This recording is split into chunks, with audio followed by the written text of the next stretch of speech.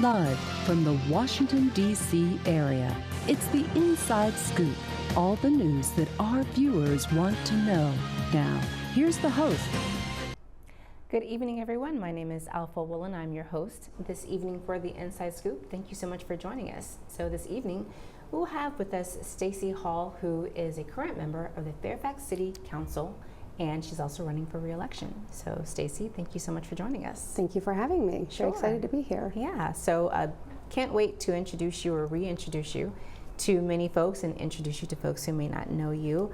So as I mentioned before, you are a member of you're a current member of the Fairfax City Council. You are a small business owner and you're a finance professional. So let's go back to your, before you even got on City Council. What made you decide to run? I have been very involved in the PTA at Providence Elementary School when my kids were there, and I spent a number of years being a typical member. Then I moved into membership, and then I was PTA president. And then we hit COVID, and I continued to be PTA president for 3 years. So we had to do a lot of pivoting from in-person to virtual. And it really was an opportunity for me to see how many languages are spoken in our schools, just in the elementary school alone. And I moved us to a new platform that allowed us to engage in 5 different languages. So every email I sent out, it wasn't perfect. We were using Google Translate, but it was going out in 5 languages to try to reach everybody and anybody that went to our school. So you took that initiative as a member of the PTA to ensure that parents that spoke one of the 5 different languages that they were able to understand. Yes. That's amazing. So I find that folks that get into public service, there's just something, whether it's something from childhood or maybe something that they adopted from another family member, what was it? What's your trigger? What was your trigger when it came to getting into public service? So my mom was always really involved when my sister and I were growing up with the schools and trying to make sure that the schools had what they needed and all of that. But it really was me stepping away from being PTA president, and then the school board chair and the principal at the time reached out and said, 4 of the 5 members of the school board are not running again. Would you consider running? And I was like, thanks, but no, I'm good. I need a break. Okay. And then a week or 2 later, they reached out again and said, would you consider this? And I said, tell me more. So I ran for school board. I was unopposed. There were 5 of us running for 5 spots. And then while I was doing that, and I really started to delve into the budget and see how things were handled more in the city, it made me realize that I think I could bring a little bit more to the overall city and not just the school board. So when we were talking before the show, you mentioned that you're a numbers person, you're a finance person. So how has your background contributed to your current role on City Council? I think it makes me realize the value of a dollar. And I work in private industry, and growing up, my parents owned bagel bakeries. My mom was a school teacher, and so I learned at a very early age that money didn't just appear, it didn't grow on trees, it wasn't magic. And now that we live in the city and we are paying in real estate taxes, that's where the majority of our financial ability comes from in the city, is from what our homeowners and our businesses pay. And being a Dillon Rule state, we have very little ability to change that without the mother may I of going to Richmond. So we can't just decide to charge a new tax or assess income tax on wages, things like that, for those who live or work in the city. And so seeing, kind of the behind the curtain of where are we really getting the money to pay for these things was very, very eye-opening. So being a numbers person, I imagine that requires a lot of analysis. You've kind of, when I did my digging and my research on you, you're known for asking, I'm not going to say a lot of questions, but substantial questions to make sure there's a perspective that is understood. Why do you think that's so important when it comes to doing that digging and getting that additional analysis? So I will start by saying I think we have a fantastic staff. Our CFO, our financial staff, all the way down, everybody that works for the city really does an amazing job, and they should be rewarded for the hard work that they put in and day out. That being said, the purpose of our council is to have an overarching advisory board, essentially, that looks into these things and makes sure that we are spending wisely. And I think coming out of COVID and then now turning into the administration that we were in, then when funding started to go down, I think I need to get to a yes for a lot of things, or I need to get to a no, but I can't just do it always based upon information that's presented at face value. And so I like to dig in and try to understand and be a little bit of a detective and see, is there a place that we are overspending or underspending, or, there's only so many resources, and you want to be able to say yes to things, but when you say yes to something, you're usually choosing between two good options, and then you have to be able to decide why you didn't go with the other good option. Right. So speaking of doing that additional analysis and then funding, there was some online chatter regarding, I think, fiscal year 2026, some comments that you made regarding merit increases for employees. Mm-hmm. Considering the current economic instability of today, specifically within our region because of the current administration, there's some comments that you made that folks were kind of concerned about, that you weren't necessarily for the merit increase. Can you give a little bit more context about that? Yes, and I will say I've never been a government employee. So for me, merit means you personally did a good job. 3 of you did a good job. 300 of you did a good job. Cost of living adjustment to me is a much more appropriate increased level when you're trying to apply it across an entire board of people. And so one of the things I said was that I would have a much better time getting behind the numbers if they were calling it a cost of living adjustment and not a merit, because certainly not everyone is doing the same job as the other person, and I don't think should be rewarded in the same way. That's my private sector brain talking and not my government brain talking. I'm sure my words had a little bit of an edge to them, but we were dealing with a lot. We were a brand new council. We didn't have a city manager anymore. We had an interim. We were trying to do all of these things. 5 out of 6 of us were new for the council. And we also were facing a lot of government uncertainty, I think, at the federal level, the state level, and unfortunately a lot of people lost jobs in the first 2 quarters of 2025. And I just was worried that our taxpayers and our residents were not going to be able to keep up with what we were doing. And so to be sensitive to them potentially not getting raises, it was hard for me to agree to a full 3% merit increase for our staff. I did ultimately end up voting for a 2% increase, so they did get an increase. And then this past year in our fiscal year 2027 budget, I also approved the step increases, and we had changed it to now a cost of living adjustment, so that the wording sounds a little better, I think. So is that what made you change your mind, the wording, or were there other parameters that you took into consideration as far as why you changed course? There were a lot of things that went into it. I think one of the primary things was also recognizing that our employees are dealing with the same challenges at the grocery store and at the gas pump that we are. And yes, they're probably dealing with their own real estate taxes going up, whether they live in the city or out. And yes, they also do deserve to be compensated for those increases. And so I think when I was able to, in my own mind, rephrase it and reframe it as a cost of living adjustment, it made it easier for me to be able to agree to. So speaking of which, when it comes to, as I mentioned, I did some digging, and in 2027, the budget increased we're talking about the real estate tax, which is going to be about an additional $462 per resident. Mm-hmm. Can you explain the justification behind that? I think residents like to know that their property values are going up, but then not want to pay the associated increase in real estate taxes. I also think there's a very strong mentality, and I'm of it as well, that because our home value went up, that increase in assessment leads to an increase in tax revenue for the city, and therefore shouldn't that be enough? But when you're dealing with rising costs everywhere, when you're dealing with trying to keep up and be competitive with staff and salaries and benefits, you have to just realize that we do have to raise taxes. I think unfortunately there were many years when things were kind of same old, and we didn't do a lot of movement, and I think, hindsight's always 20/20. Sure. So looking back, I think those might have been better years to have increased a half a penny or a penny, so that we're not dealing with these big increases or what feel like larger increases. That being said, we also are investing in our city in a lot of different ways. We're investing in infrastructure, we're investing in our staff, we're investing in our schools with the school bond that was passed. So we're really doing a lot, and I think there have been a lot of things that have been delayed and kind of put on the back burner that we're having to come and deal with now all at the same time. So was there public comment or were there public hearings about the increase in real estate tax? Yes, so during the fiscal 2026 budget, our interim city manager, with the help of City Council, was encouraged to do a budget forum. And so they brought the staff from every single department. It was extremely well done.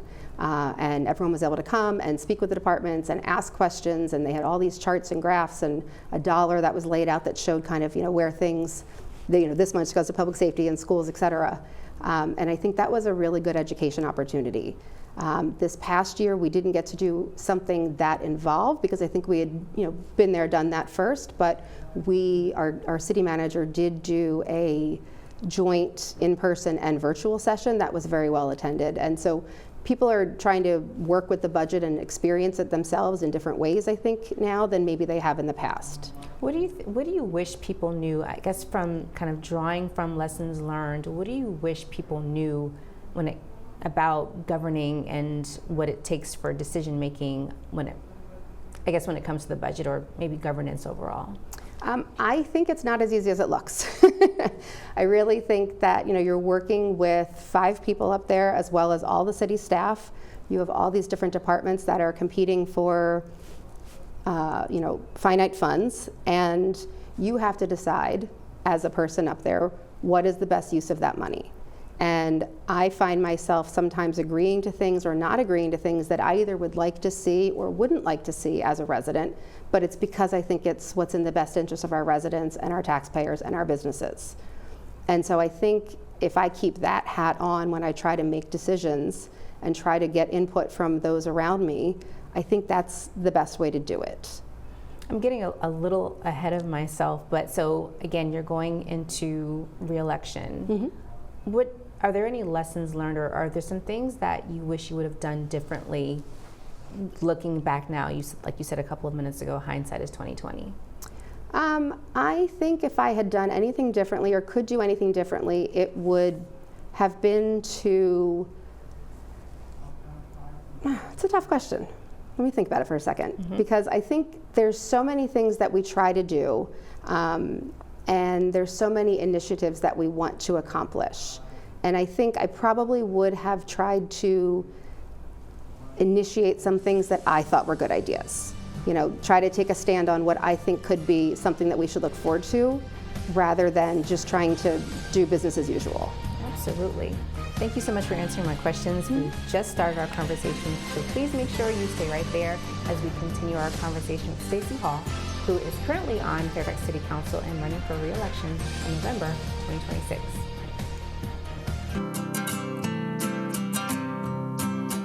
Every day across America, excess food is gathered by a network of good people at local food banks, giving hope to millions of children who struggle with hunger. They've earned their wings, and you can too. Together, we can solve child hunger. Support Feeding America and your local food bank at feedingamerica.org. Hi, I'm Josh Temple. You might have seen me on TV where I help folks turn their houses into dream homes. But forget construction. Parenting is the toughest job there is.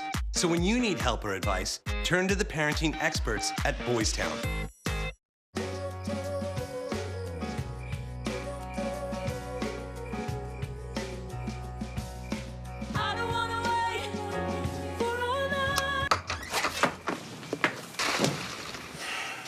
I was afraid of that. Well, guess it's time to get you fixed.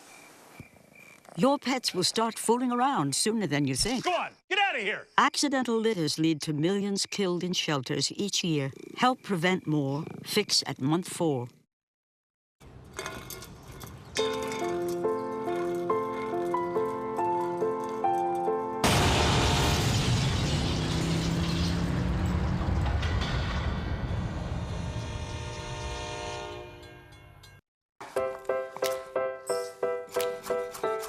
Food. It nourishes, brings us together, and adds flavor to life. That's why it's important to wash hands, surfaces, and fresh produce.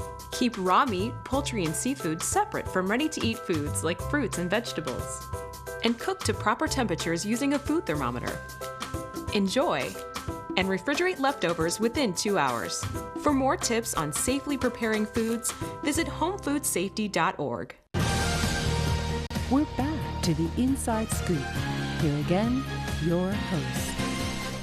And thank you so much for joining us back here on the Inside Scoop. I am Alpha Woolen, your host for this evening, and we are going to continue our conversation with Stacy R. Hall, who is a small business owner in the city of Fairfax, but also a member of the Fairfax City Council who is seeking re-election. So we are going to ask some questions about some lessons learned. Actually, that's where we left off. We were talking about maybe some hindsight being 20/20 and some lessons that you learned. And as I mentioned before, you have this reputation for asking a lot of questions and doing a deeper dive, which I think is great. That's absolutely needed in civic engagement. But how do you handle the criticism? So I think I get criticism for asking staff questions because people think that that means that I don't think the staff knows how to do their job or that I could do their job better.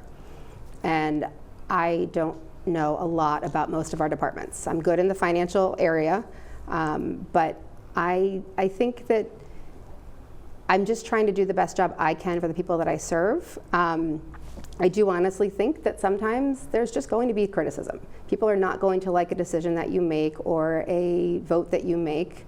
My goal is always to have a respectful conversation surrounding why that occurred or what I took into consideration when I voted yes or no on something. I don't ever want my vote to be a question to someone.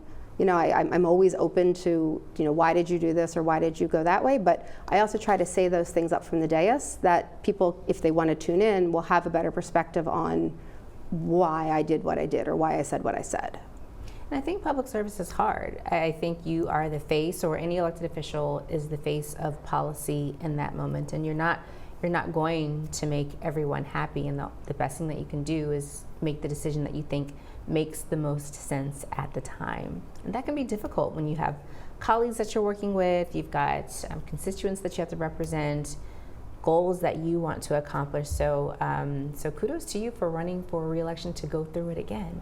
Thank you. I will say one quick aside. When I was on school board and we went to the Virginia Municipal League conference right before I took office for council, they had this whole session on being a rhinoceros and how rhinos have very, very tough skin and the water just needs to fall off, and you can strike it with something and it needs to fall off. And one of my colleagues, Rachel McQuillan, actually got me a little rhino that I keep on my bag as a reminder of that. And I try to be the rhino. It's not always easy, and sometimes I do cry in public or in private, or get a little emotional sometimes about things. Mm-hmm. But it's who we are as people. It's not all business, right? We're here because we love the people in our community, and we just want to do the best that we can.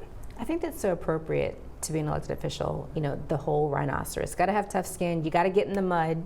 You got to roll around a little bit, and you look a little weird to some people. But it's all a part of the game, right? Yes. Yeah. So again, I did some digging on you, and I saw that you initially opposed the Willard Sherwood Health Community Center, mm-hmm. but then you ended up supporting it, and it was like $127.2 million. What specifically changed to make you want to vote for it? Like, what happened to earn your vote? So it's actually a very easy answer for me. The Willard Sherwood has been a goal of the cities combined with the county for probably 15, 20 years, potentially longer. And we've been trying to work through it. It's kind of been on the CIP as a wish list item, but we didn't have the funding in place to do it. We just expected, I think, as a city that we would, increase the real estate tax rate to cover it and pay for it. And it's been through a number of councils. The design phase, all of those things were already long gone by the time I took office. And so I had to think about where could I be most impactful in trying to help with this. And our share of the total budget was about $56 million. But that was for the building. And that was just to get the thing built for the most part. And then the operation costs, the ongoing operation and maintenance, there wasn't really a plan for that. We didn't know, were we going to be charging fees for services, or was everything going to be free? We didn't know how we were going to handle the agreements between the county. If the building's open X number of hours a day, are they city residents in there? Are they county residents in there? And so those were some of the things that I really needed our staff to work to lock down. And when other members of council and I started to ask about that, they really pivoted into a cost recovery model version. And so what that ultimately did was it changed the cost for our taxpayers from about 9.7 cents on the tax rate to about a 4.33 cent increase. And that 4.33 cent increase is really only for the actual cost to construct the building. Once it pivots into, being open and functional, then everything will be in a cost recovery model. Wow. So that big drop was really how I was able to say yes. And I think actually one of the best emails I got was from a resident who said, this is the best possible outcome. I'm paraphrasing, but essentially what she said was, we got the building we wanted and now it costs less. Wow. And to me, that's a prime example of, not that I achieved this on our own by any means, but asking the questions, asking staff to dig in a little bit, asking them to go back and talk to the county and work a little bit more on some of these, options here. That really made it something that I could be proud to support. What do you want the city of Fairfax to look like? It seems like there's a goal, there's a perspective, there's a vision of Fairfax City that you're working toward. What's your vision? What's your overall goal for Fairfax City? So I honestly love where we are right now. I think many people bought because they wanted a single family home community. They wanted a bit of a bedroom community, not a sleepy old town, but a place where they could raise their kids, they could go out at night, and you could feel safe. And I think right now we are heading towards a large increase in high density housing. And with that comes the question of, do we do townhouses? Do we do apartments? Do we do condos? Do we do mixed use? And unfortunately, what we're seeing a lot of is businesses are failing, or the leaseholders are not renewing leases because they have a larger plan for what they want to do.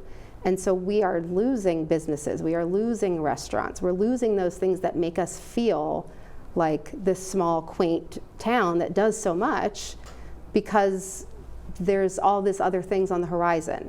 And I think that we do need to have development. We do need to have growth. And I don't like the phrase smart growth because I think that has its own connotation.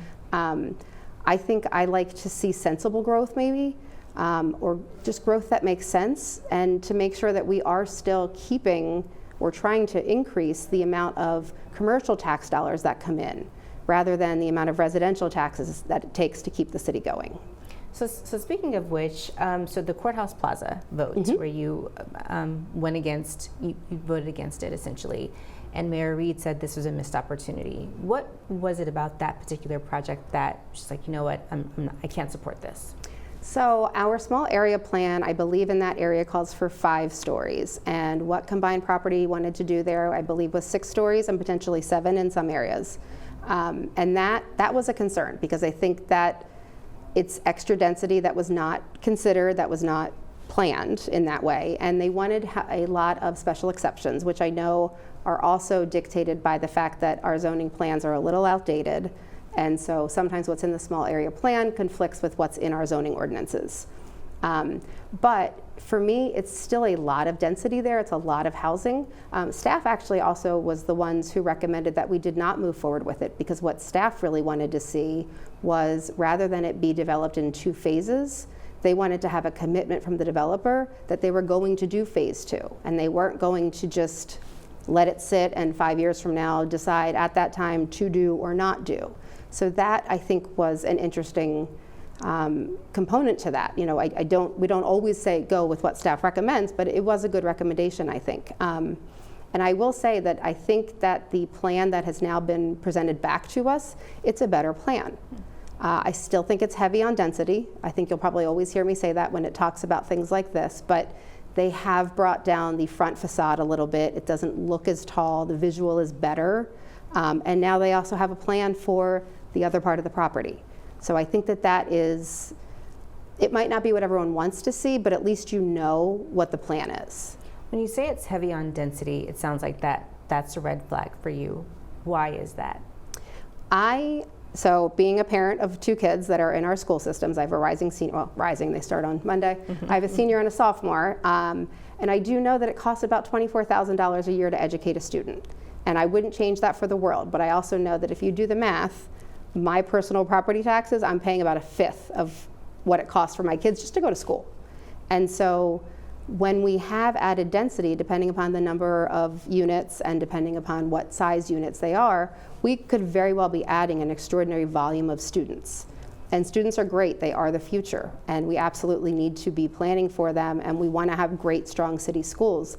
I just want to make sure that we are going into these with knowledge. And we're not just saying, well, no one's going to live here. We're not going to have any kids. They're all going to be individuals. They're all going to be single people. We don't know that. And they also don't know that by the time they're built or they're being built, will they consider, well, we plan to do 1 bedrooms here, but the market's looking like 2 or 3 bedrooms is the best way to go. So we can't plan for students. We don't know exactly what's going to end up and where they're going to live, but we can try to make educated guesses based upon factual information. But isn't there information out there that would allow economic development or the council to forecast what type of development would be needed to bring in if you want families of 2 or 3 or maybe just single folks or 55 plus? Isn't there forecasting and data available to allow you to build toward what's forecasted? Yes, there is, and actually Eric Foreman in the city's office does a fantastic job. He runs the numbers every year. He looks at our actual student enrollment. So we know, but we also know that those numbers are changing because things that used to be heavy density are less dense, or now that kids are getting older in single family homes, we actually have less students coming from them than we do in high density. But when a developer comes to us, they don't always know of the 300 units they want to do, how many are going to be 1, 2, or 3 bedrooms. And so depending upon what that mix looks like, that really could sway the numbers significantly or not. And we also know that as things get a little bit older, you have families move in later, especially garden style apartments. Those tend to, after the first 5 years, pivot heavily towards families with young children. I know there was a vote recently. There's a proposed 276 unit redevelopment, and you said you joined the majority and said this isn't something that would be good for the city. What would look good for the city in the way of affordable housing? Because we all know that affordable housing isn't only an issue within Fairfax County or Northern Virginia, it's a nationwide issue. So what makes, in your opinion, what makes sense to you? So I think there are 2 very different types of housing that we are looking at. I think we're looking at affordable housing, which has its own meaning. I think we also need to be looking a lot more at workforce housing, so that people that live in our city, people that work in our city, work in our schools, can live close by. But they don't necessarily want, let's say, an apartment complex. They maybe don't want a condo, maybe they want a townhouse. We need to have a wide mix of housing, and I think that we're not headed in the direction of that good mix yet, and I'd like to see more opportunities for discussion. Great. I can't wait to continue this conversation. Please make sure you don't go anywhere as we continue our conversation with Stacy Hall and her re-election for the Fairfax City Council. We'll see you in 2 minutes.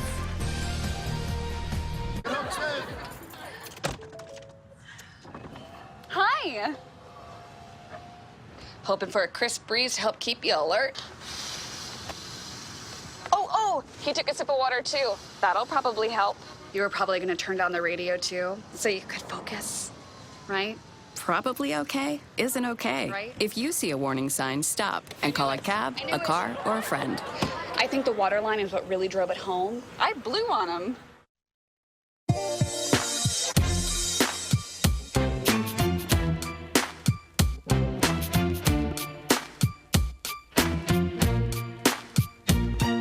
What's wrong with the world, mama? People living like they ain't got no mama. I think the whole world's addicted to the drama, only attracted to things that'll bring the trauma. Yeah, madness is what you demonstrate, and that's exactly how anger works and operates. Man, you gotta have love just to set it straight. Take control of your mind and meditate. Let your soul gravitate to the love, y'all. People killing, people dying, children hurt, and you hear them crying. When you practice what you preach, but you turn the other Ma'am, cheek. you forgot your purse. Oh, you don't know how worried I was. Thank you very much.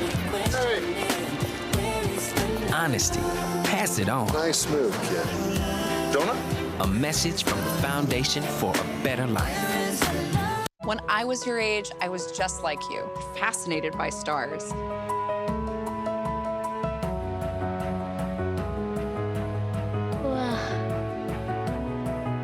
But now I get to search for life in the universe. And who knows, maybe life is looking for us too.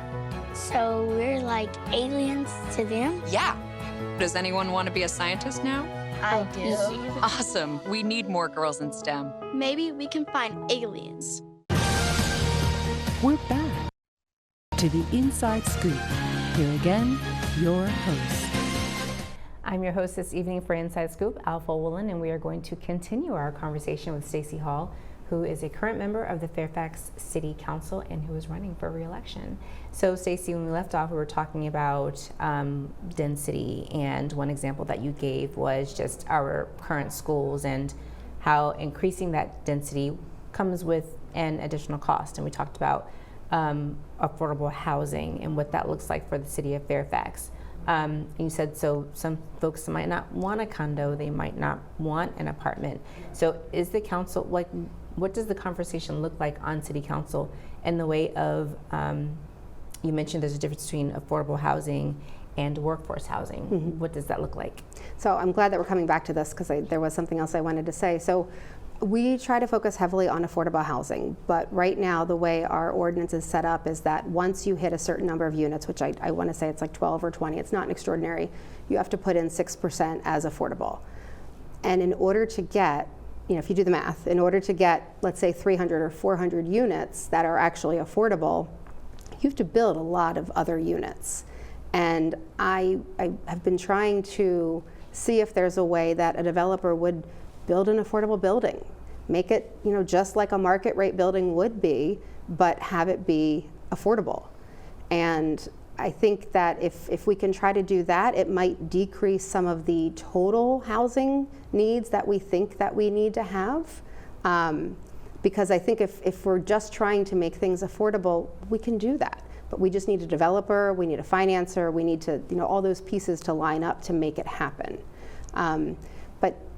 So actually we got an email from a constituent yesterday who sent me something. I had always thought maybe a tiny home community would be something that would be kind of nice in the city.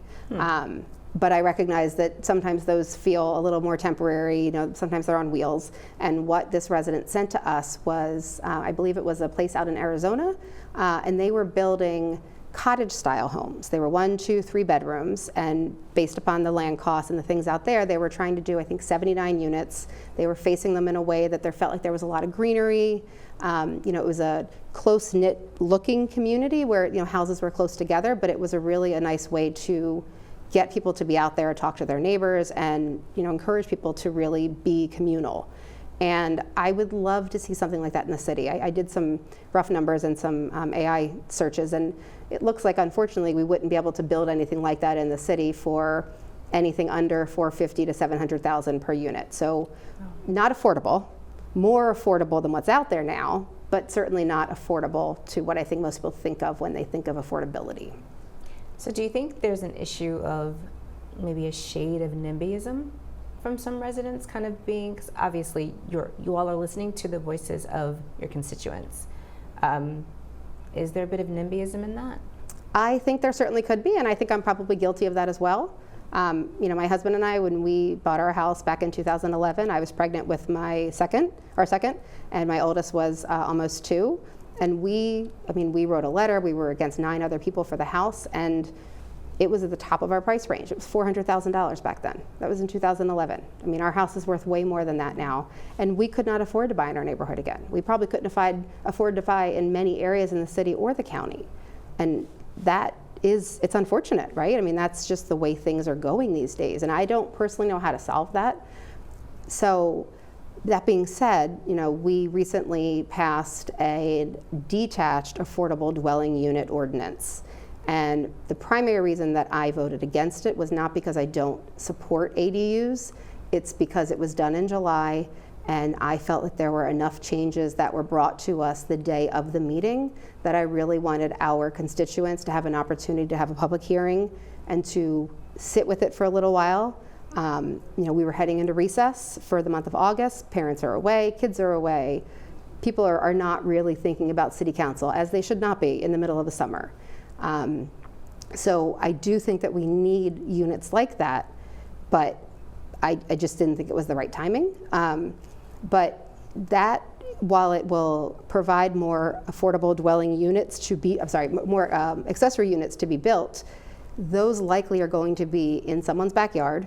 They're going to be a secondary house that has parameters. It can't be as big as the first, not as tall, and some other things. That's going to change many neighborhoods. And I really wanted to see a special use permit done with that, as opposed to being able to do it by right, simply so that, not that we really needed to make that decision on council, but the special use permit does require you to go through some gyrations that involve your neighbors, so that your neighbors understand what is getting built right next to them, because that will affect their home value. It could affect their quality of life. So I recognize that, you know, townhouses and duplexes, things like that, may not have that ability, but some of the larger neighborhoods with the larger lots certainly will. And I think they're expecting in about 5 years we'll have 50 of these, which is not an extraordinary number. So for me, it was, well, if there's only going to be 50, why can't we at least have a little bit of oversight and conversation early on? And so your colleagues on council, did they agree with your assessment? They felt that they felt that the community had had enough time. The mayor pointed out that this has been in the works over the years, which is true. But this is also, I think, the second or third time that this council has seen it. And again, I do think that there was additional information that was provided that night. And I think July's a tough time. And I think people are always on vacation and they're always away. And I just felt that giving our residents more time to sit on this would have been totally fine and would not have delayed the process significantly. And what was the final vote? The final vote was 4-2 in favor of moving forward with the detached accessory dwelling units. Okay, but you wished that folks would have had a bit more time to digest it. Yep, and that was the only reason why I voted against it. It wasn't because I don't want the ADUs and I don't think they'll be beneficial. It was simply because I wanted our residents to have more time. Okay.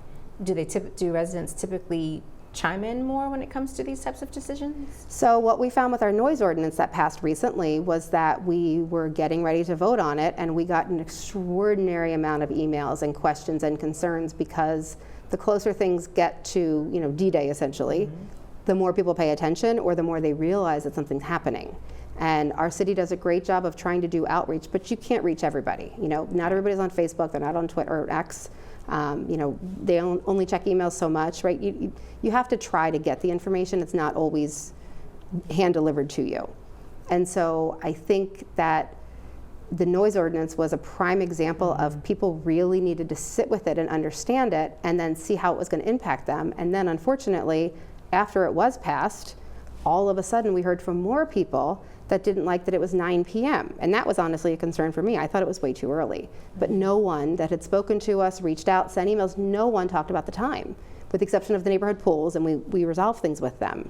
So for me, that's another example of, you can try to give the information, you can try to share it, you can't always bring people to it, but sometimes a little bit of extra time is helpful. So what we decided to do with the noise ordinance is we're going to look at it again in about 6 months or a year and see how things are going. So speaking of noise ordinance, whenever I hear that phrase, I think of data centers. I think of, whenever I hear the grid, I think of data centers. Whenever I hear of water, I think of data centers. But so are data centers an issue with Fairfax City at this point, or no? So within our city limits, a data center directly is not an issue. What we are seeing, though, is what everyone else is seeing, which is the increase in water costs, the increase in electricity costs, and those things are very, very impactful. And again, this is another example of, we have no say over it. You know, we can't do anything to bring your bill down. We just have to kind of accept it. And you know, I know data centers are a really great revenue source for many of these counties and localities. And in many places, they've been able to drop their real estate taxes significantly because of the revenue that the data centers are bringing in. But it's a yin and a yang. Yeah. So if we can do a mini, tiny data center with those little tiny computers, maybe we could talk about that. Maybe we could talk about that. Let's go back to education, which in some localities, data centers, which this is kind of connected but isn't, they contribute to education.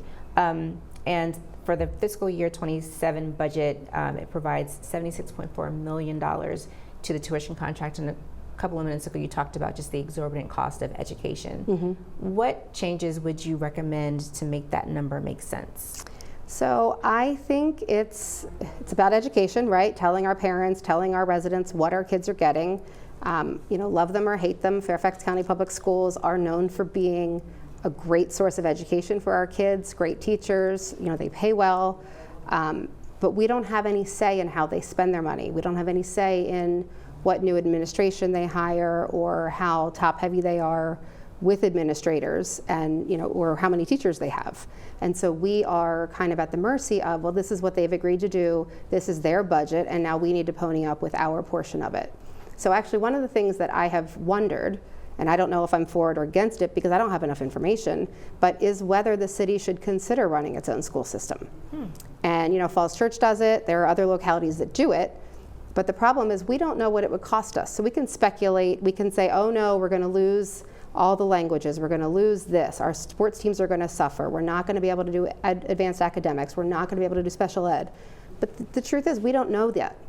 It might very well be that we can't do any of those things and that we are much better off where we are. But I think if we actually did that deep dive into it, it's a better story to tell our residents as to why they don't want to do that right now, or why we did look into it and it is great or it is not. But until we, start delving into that, we just don't know, and it's all speculation. And is that something that, I think that's a great idea or a great concept. Is that something that you've presented to your colleagues? So I have spoken with the school board about it while I was on the school board. We are in early conversations about kind of getting into that. It was not approved in this most recent budget. I am very hopeful that it will be included in the fiscal year 2028 budget. So, but it's not going to be an overnight thing, Sure. But we own our own school buildings. So we are responsible for the maintenance, the repairs. There is a great agreement with the county where, they will do some of those things for us. But as you can see with our $220 million bond, we need to renovate our 2 elementary schools and we need to put a roof on the high school at Fairfax. Wow, that's I didn't know that. That's Yes. really important. Yes. I'm kind of transitioning into transportation. What are some of the transportation issues within the city that have your attention? I think there's a lot of traffic, and I think there's been discussions about these bus rapid transit lines and how they might work. I know that's an overarching goal for local surrounding communities, and they obviously would run through us, so we would need to, kind of get on board. I think we have a great Q bus system. It's free. I would encourage everyone to ride it. The challenge, I think, with the bus is that it's not the most expedited way of getting places. And I think that you really need to be able to be a little bit flexible with your time or really plan ahead. When we were doing our interviews for city managers, we learned about this system that they were doing out in Winchester, where they kind of have their own Uber system. Huh. And I thought, that could be great. Mom gets to go to the grocery store and with the kids and brings ice cream home and it's still frozen. That's a benefit. Yes. So a city-specific Uber system, I think that's really interesting. I think we should dive a little bit deeper into that. So don't go anywhere. Stay seated for these 2 minutes of PSAs, and we'll be right back to continue our conversation with Stacy Hall.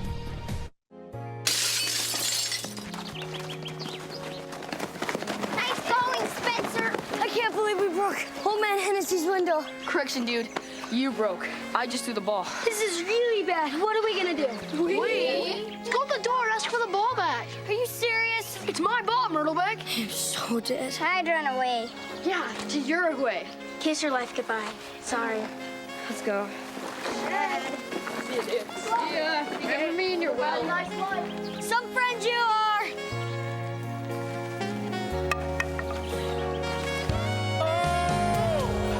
Keep smiling, keep shining.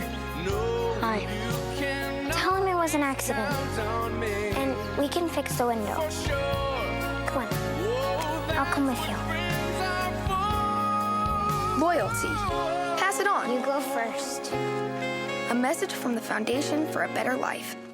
One day these rats were playing in the woods. Well, it's a matches and that's no good. Listen to smoke before you give it a try. Only you. Don't play with matches. Don't play with fire.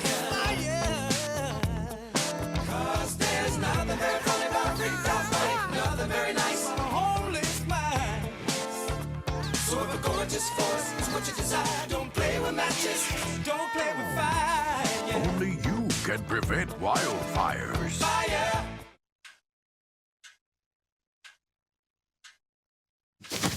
Awkward. I'm the awkward silence. You try to avoid me, then there I am again. But an awkward silence can be a great thing. Like Kelly here is about to demonstrate. You haven't really been yourself lately. Are you okay? Find out how you can help a friend with their mental health at seizetheawkward.org. We're back to the Inside Scoop. Here again, your host. Thank you so much for joining us back here on the Inside Scoop as we close out our interview and our conversation with Stacy Hall, who is running for re-election November 2026 and is a current sitting council member for the city of Fairfax. So Stacy, when we left off, we were talking about transportation, but I understand there's also maybe an initiative regarding bike lanes? Yes. So I think we are heavily focusing on putting bike lanes in, first of all, for pedestrian safety, but also as a possible opportunity or option for people to get there differently. And I think it's great. I think that there are a lot of opportunities there, but I also worry that when people arrive at their jobs, they might not have showers and they might not be work ready. And I know that that will take some time That's to a really maneuver. nice way of saying that people are going to be stinking. Yes. They won't be work ready. I work from home most of the time, so I have the flexibility to be work ready when I want. Okay. But yes, I think that that is probably something. Yeah. But in addition to our Q bus, there are also the other buses that run in. There's the Metro buses. It's a Fairfax County connector that runs in. So we are inundated with buses. And I also think that we have not really had a full transition or accepted transition into what a carless system might look like in the future. And I think I'm guilty of that as well. You know, I said something about the mom, you know, being able to get home and get her ice cream still melted, or not melted, sorry. Right. Cars are convenience, and especially, you know, when you're leaving a city council meeting late at night, I don't want to be at the mercy of a bus to get home or another option sometimes. So I try to see that line between bikes as utility and recreation, and I embrace anyone that wants to show up somewhat work ready. Is there a cross point maybe between bike lanes or in people biking more or walking more and an increase in buses and air quality? I think that that certainly could go hand in hand. I don't know the numbers on it. I certainly wouldn't begin to say that it's better or worse. I can't imagine it would be worse, right? I think encouraging public transportation at all times is great. And certainly, you know, pedal power is really, really good for your body as well as for the environment. Yeah. I love seeing people run around on their bikes and get around. My dad was in the hospital at UCLA, and they have a counter. I would walk from the hotel to the hospital, and they have a counter every day that resets. That tells you how many bikes have passed through that road. Oh. And I actually thought, you know what, we really want to know how many people are actually biking in our city. Maybe we should start to consider doing that. And I haven't discussed it with anyone yet, and I've been thinking about it, and this was the opportunity to kind of bring it up. So I would like to see how we are really utilizing our bikes. That's pretty amazing. Yeah. So I think transportation is a good segue into public safety. So what are some of the public safety initiatives that you're looking at or that the council is looking at? So unfortunately, we have had a rise in crime. I think, you know, we are not alone. It's across the region, it's across the country, it's everywhere. And as we discussed, you know, during the break, it's not people stealing TVs. Sometimes it's people stealing food from the grocery store, because that's unfortunately where we are right now. You know, things are so expensive, and meals and wages are uncertain for many people.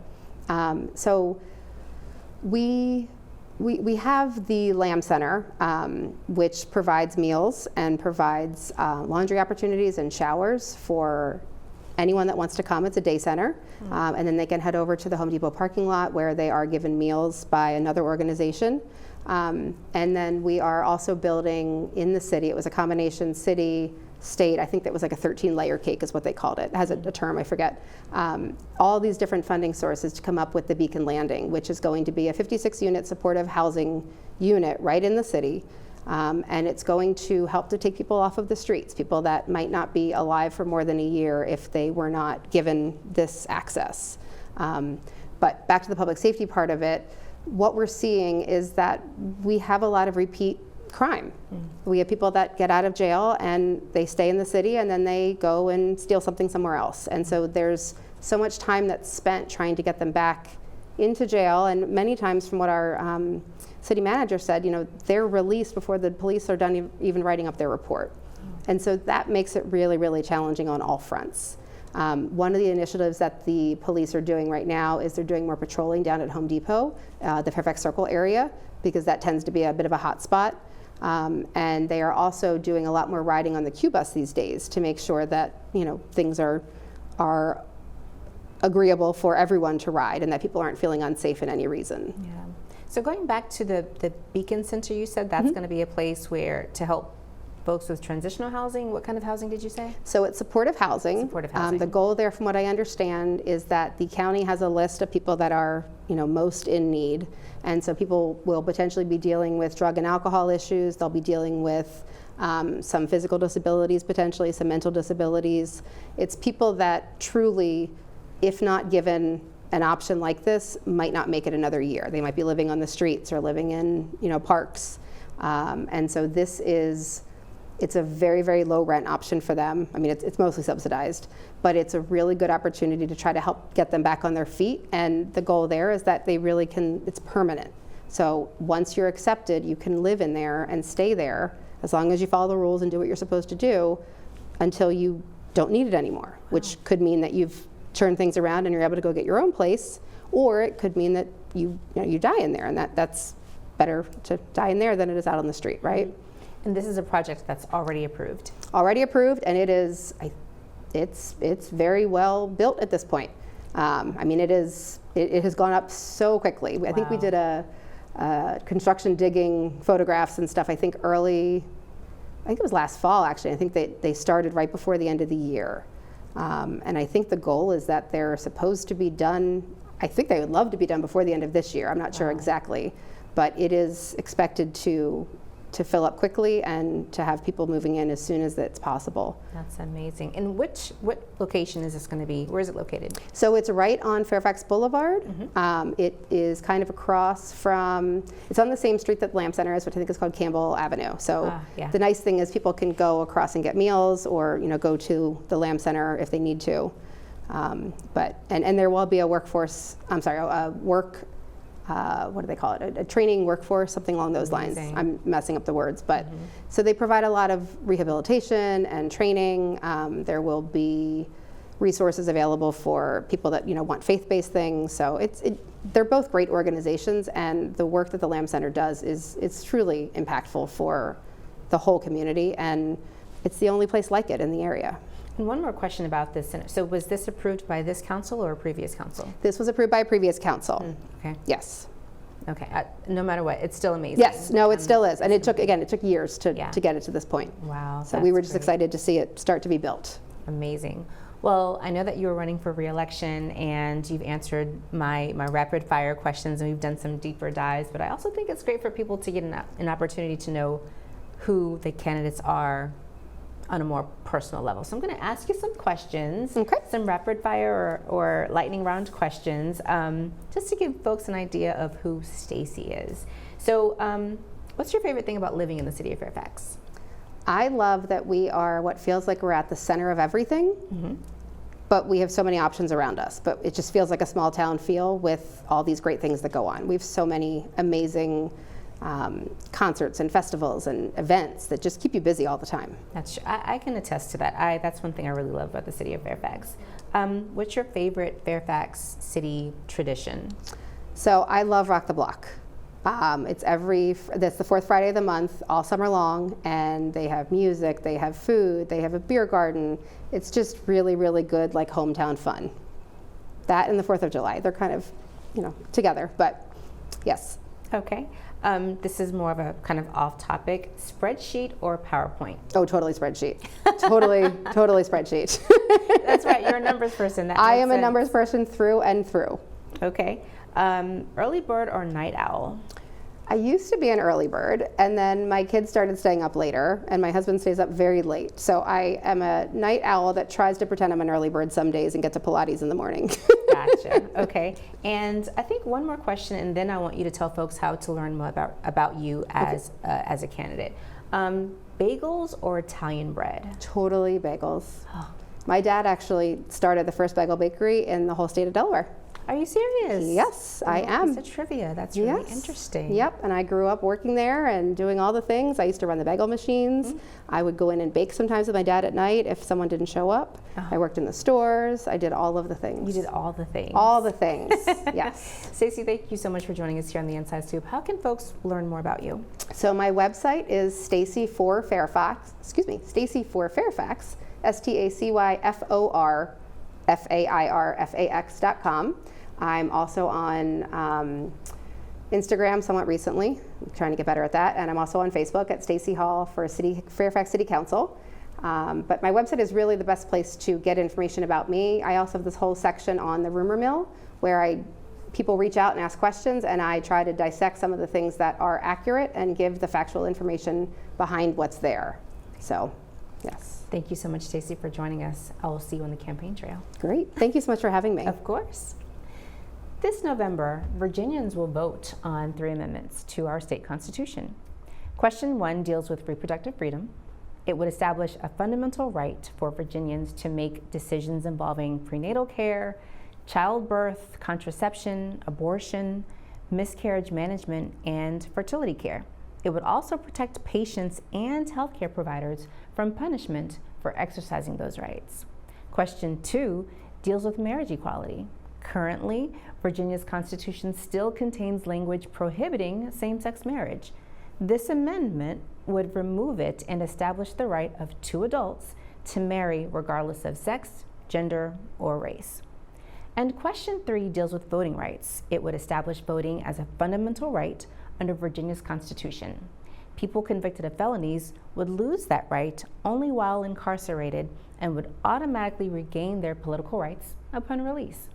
It would also narrow the circumstances under which a person can lose voting rights because of mental incapacity. But there's a larger lesson here. We spend a lot of time talking about what happens in Washington. But federalism means that Washington is not the only place where our rights are defined and protected. That's why state constitutions are important. Now, a state constitution cannot simply override valid federal law. The U.S. Constitution and federal law remain supreme. But states have their own constitutions, bills of rights, and ability to establish protections for their residents within the boundaries of federal law. And that becomes especially important when decisions in Washington become weakened when we once took them for granted. If a federal court changes course, if Congress refuses to act, or if an administration makes choices we believe threaten our rights, the question becomes, what protections have we built here at home? That's why state elections and state constitutions matter. Sometimes protecting democracy doesn't begin in Washington. Sometimes it begins with what we here in Virginia decide to protect for ourselves. Thank you for joining us here on The Inside Scoop.